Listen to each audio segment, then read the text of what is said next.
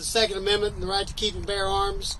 I think people that are licensed that have a right to carry permit in Texas have the right to keep and bear arms. I also think the military has the right to determine the safety of their post and make that decision. If they think that there needs to be sidearms issued, that the military should issue sidearms. It's been done in the past. It can be done now.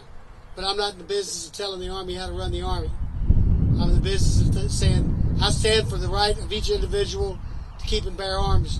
However, I also realize that it is the responsibility of the United States Army to determine how to run their post. And so I have to respect their position on that. Maybe Flores wants to comment. Well, I think with respect to military personnel having arms on the base, what I'd like the military to do is quit being politically correct and start thinking about the safety of their soldiers and civilians that work on these bases. And speaking from experience as a commander, and I know that we have a lot of retired military out there, back when I first came into the military, you did have certain people that were armed with sidearms in their unit areas, being at the motor pools or certain common areas. So this is not something new. I mean, you run what is called a duty roster, a DA6, and you make sure that the person that is responsible, normally the good and strong sergeant majors do it. They wouldn't let an officer be in charge of something like that. But this is a practice that has always been in the United States military. Why did they take it away? I don't know. Before we had direct deposit, okay, we used to have pay officers. And as a young second lieutenant, I had a sidearm 45. I had a soldier with an M16 because I was walking around with about $150,000, $200,000 on me in a briefcase. So this is nothing new under the sun about having a duty roster that enables key leaders within a unit to be armed to protect soldiers in that unit area.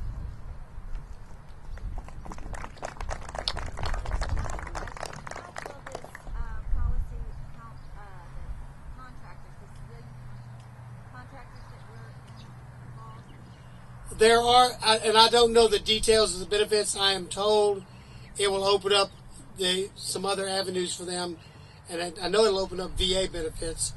But I'm sorry, I don't know the detail of the contractors, but it's supposed to give additional medical benefits for the contractors, the way I understand it, and because it's service connected at that point in time.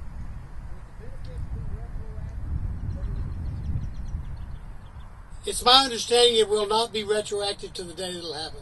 It happened.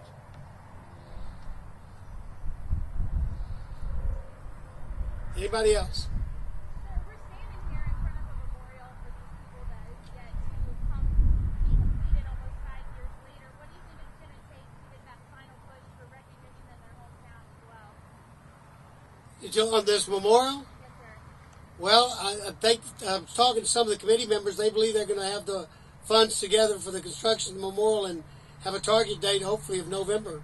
Now that's maybe hopeful, but everybody can get out the checkbook and write another check, and we can get this thing built.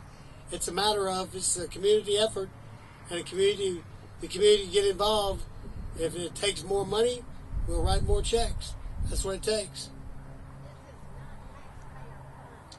No, this is done. This is a private memorial. So we'd love to have you join us. Yes, ma'am.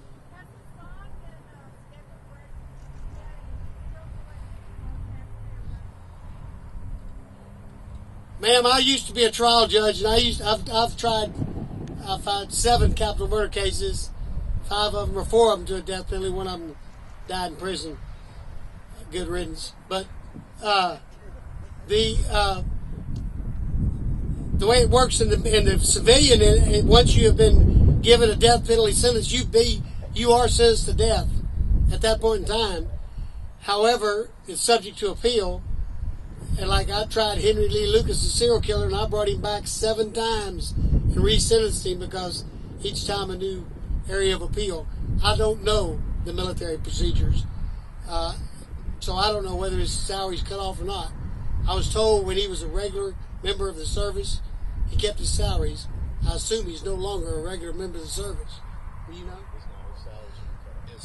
So his salary should have been cut off upon his conviction.